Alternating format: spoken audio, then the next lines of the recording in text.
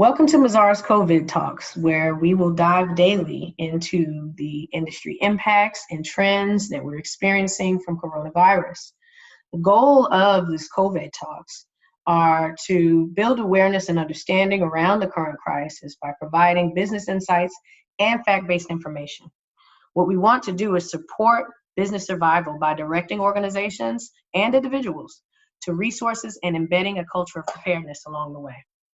So we welcome you. My name's Tashonda Hagerbrook. I'm a senior consultant with Mazars Organizational Resilience practice within their management technology and consulting group.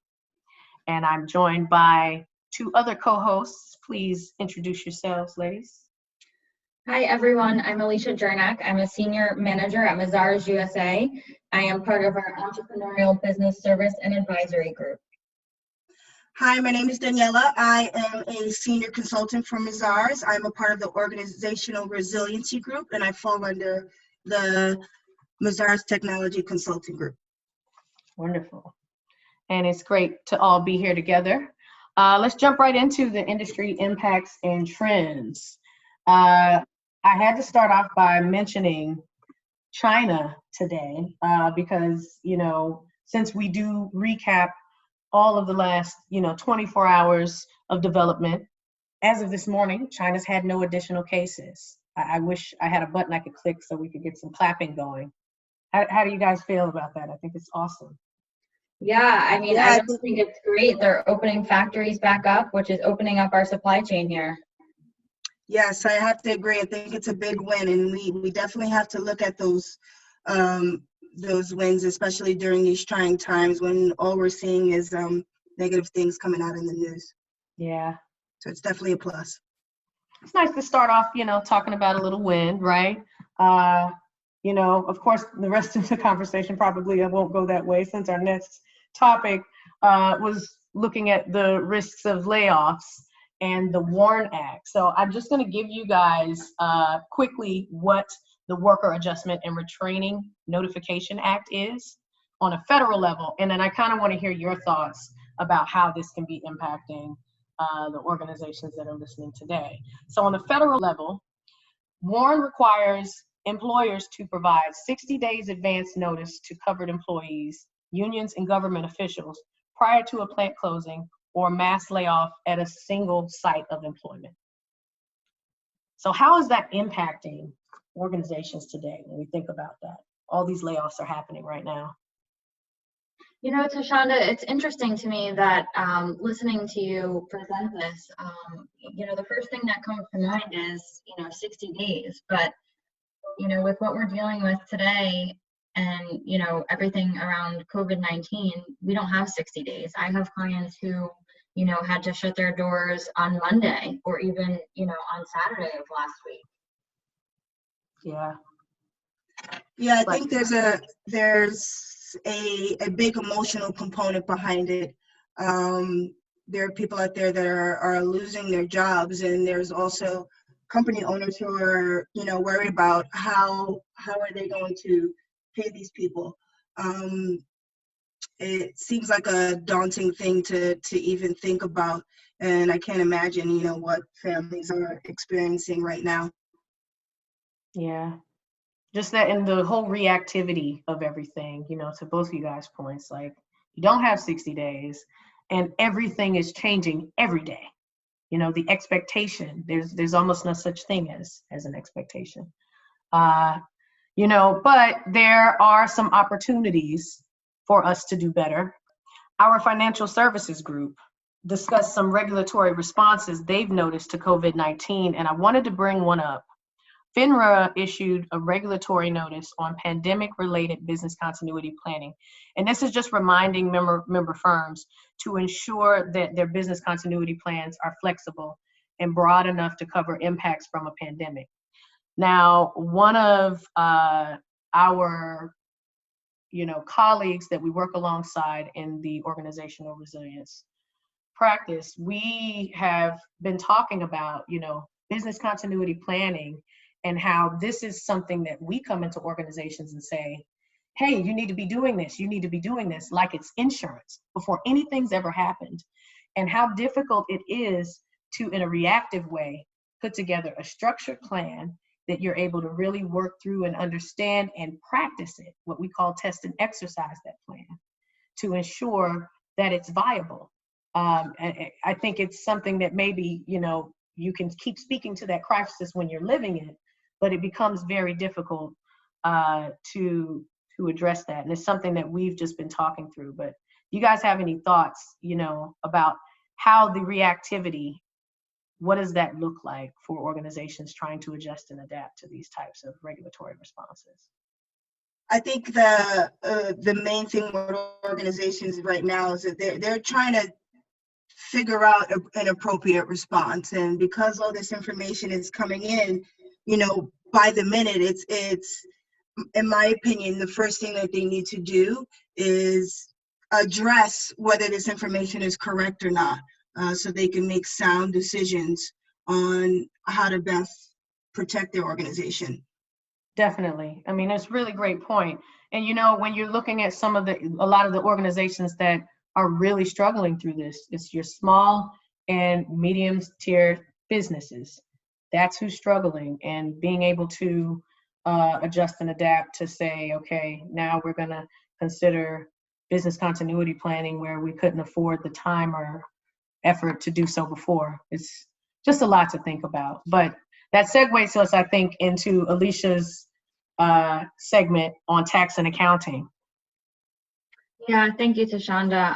And just to add to that, this is something that we're speaking to our clients with always on a daily basis.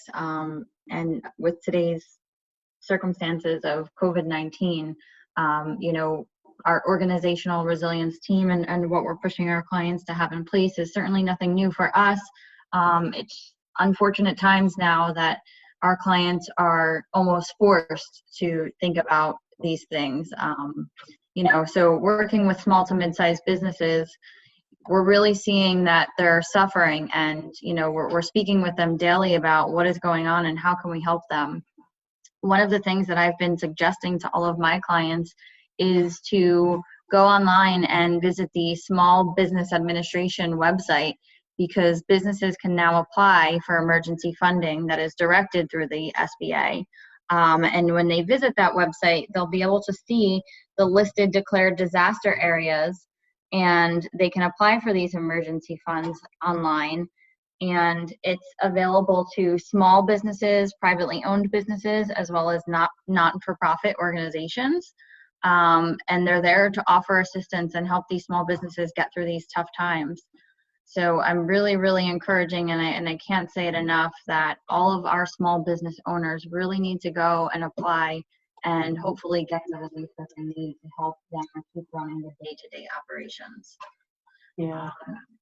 Another big thing that's been going on that I've been hearing, big news this morning, even last night, that a lot of clients are calling and are very concerned about is this Family First Coronavirus Response Act. Which includes measures for expanded sick leave and supplemental funding for unemployment. It also provides some provisions for granting tax relief and tax credits related to the coronavirus and sick leave for small businesses. But there's a lot of noise around this, and it seems to be very concerning and confusing for small businesses, which is defined here under the Act with anyone who has less than 500 employees. Because a lot of what we're hearing is that the FMLA now provides for up to 12 weeks of job protected leave with respect to COVID-19. So there's certain provisions that have to be met if you yourself are infected with COVID-19 or you've been ordered to stay home and quarantine yourself. You would be eligible to receive this 12-week pay, or if you're caring for a child that's no longer able to go to school or to daycare and you have to now stay home with them, you may fall under this as well.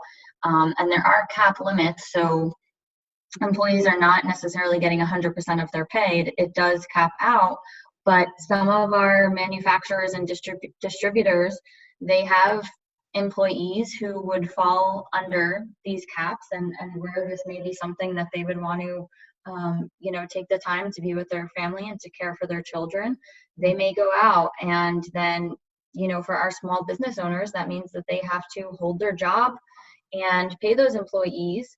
And they're going to have to go out and hire either temps or new employees to replace them and still get the work done. So, there's a lot of noise around it, and it's very concerning.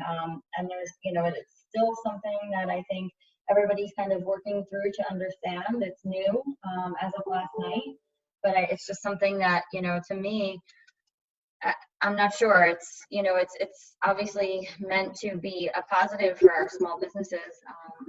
Yeah. But I don't know about you guys, I'm personally hearing a lot of noise, and the clients that I work with, these small to mid-sized businesses, are actually afraid that this is going to be a detriment to them. Yeah. And I think maybe it might be something that's important for us, since we're doing this daily, right, to come together and try to keep addressing this as the information comes out and sharing this information with those who are listening. Because I think you're right. What is the expectation that the small business is supposed to take on the brunt of, the cost of an employee who is also not there, as well as a new employee? And what does that look like? And do we know in what ways the new SBA support is going to help fund that or carry the brunt of that? Will it, if at all? And so I think it's going to be so important that we keep coming back and revisiting, not only this, but the unemployment piece too. Speaking, to the employers and the employees. Definitely, it's definitely ever changing and constantly evolving. I know some of my clients who have reached out, they're looking at this and how this is going to impact their cash flows. And there was also a tax payment extension announced by Treasury that individuals and corporations can defer certain tax payments for up to 90 days.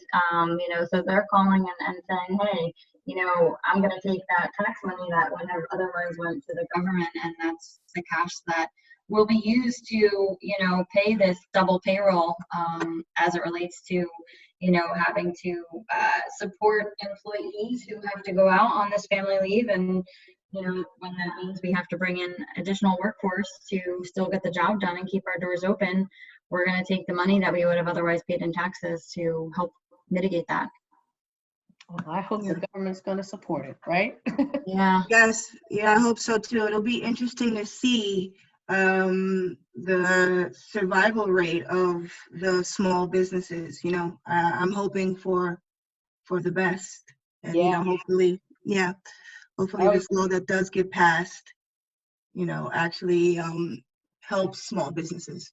Well, and more so too, that we learn our lessons from previous disasters. No, it hasn't been this level of a pandemic that was impactful in this way on small businesses, but I do remember working directly on small business recovery and resilience initiatives in Lower Manhattan and small Brooklyn, and really across all of impacted New York City, sometimes in partnership with small business coalitions from New Jersey, to advocate that these considerations be taken on the legislative end as the funding for disasters are coming down. And so that advocacy became embedded, and granted, yes, it was like, New York State, New York City, and FEMA Region 2 conversations that was making this happen, but it did become sort of a best practice. So my hope is that we see that kind of thing continue to be employed as the funding is coming down, that it's allocated in the right ways. To close, we like to wrap this COVID Talks with a personal note, a note on personal preparedness. And so in that, we're going to have Daniela share with us what note on personal preparedness you had. Wonderful. So I'm very happy to talk about a little bit about personal preparedness. Preparing for an emergency can be a daunting task, and it's so daunting that it's hard to figure out where to start. And as everyone has noticed, people wait until an actual emergency happens, and then all the resources are consumed because of panic. Well, it doesn't have to be that way. Good preparation takes time, and it is well thought out. But if you want to start taking action now to prepare, here's some tips. So I propose, in my opinion, it's always good. We work in the planning industry. I and Tashonda are organizational resiliency managers, and there has to be a plan for everything. So one thing that I would suggest is start by creating an emergency plan. Personally, so I would, get my family members together, and I would start talking about some of the risk that may be impacting us now, and also in the future. Another tip is I would pick maybe 2 locations where I can meet up with my family. One would be near my home, and the other one would be away, just in case the area near my home is impacted.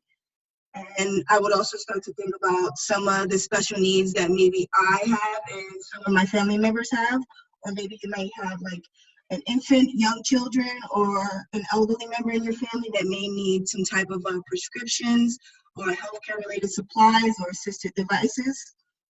And again, preparedness can be very overwhelming, so I emphasize when you do start your personal preparedness journey to do it in little increments. And once you do start this, it'll save you time and it'll help decrease stress when an actual emergency does happen. So, if anybody's looking for more information on personal preparedness, there's some wonderful sites that I like to go by. One is called do1thing.com. That's do, the number 1, thing.com, and then also ready.gov. Yep. That's all I have. Wonderful. Thank you. It's always important to make sure we touch on a tip for personal preparedness. And, thank you to my co-hosts, and thanks to everyone for listening to the first episode of Mazars COVID Talks. Please remember, all information that was shared on this podcast extends from reputable sources, and the views expressed today are meant to serve as suggestive guidance and is based on our knowledge and experience. If you'd like more information about some of the details that we shared today, please visit our main site, www.mazarsusa.com, and there are many links and notifications that direct you right to COVID-19, just like everywhere else that you go. Thanks for joining us. Until next time. Thank you. Everyone, thank you.